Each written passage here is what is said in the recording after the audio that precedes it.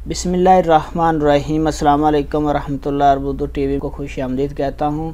पाकिस्तान से Saudi Arabia के लिए इंटरनेशनल फ़्लाइट्स ओपन होने के मतलब एक अहम वीडियो लेके आपके साथ हाज़िर हूँ कि हर बंदा पाकिस्तान से सऊदी अरेबिया के लिए फ़्लाइट्स ओपन होने का इंतज़ार कर, उसके मतलब एक अहम अपडेट आपके साथ शेयर करूँगा। फ़्लाइट्स ओपन होने की उम्मीद की किरण नज़र आने लगी। इंशाल्लाह अगले माह यानी अगस्त में फ़्लाइट्स ओपन हो सकती। पाकिस्तान में जो सऊदी एम्बेसी है इस्लामाबाद में, उसने एक नोटिस जारी किया तमाम एयरलाइंस को, और उसमें एक लिस्ट जारी की है कि कौन कौन सी लैब जो है वो पीसीआर टेस्ट करेंगी फ़्लाइट्स ओपन होने के बाद।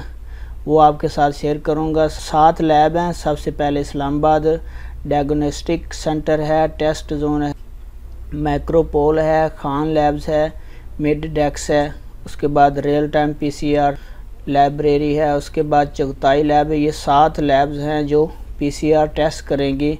जो लोग पाकिस्तान से सऊदी अरेबिया के लिए फ़्लाई करेंगे, इन 7 सऊदी अरेबिया के लिए अप्रूव हुई हैं, जिनको नोटिस जारी हुआ है कि इन लैब से आप पीसीआर टेस्ट करवाएंगे।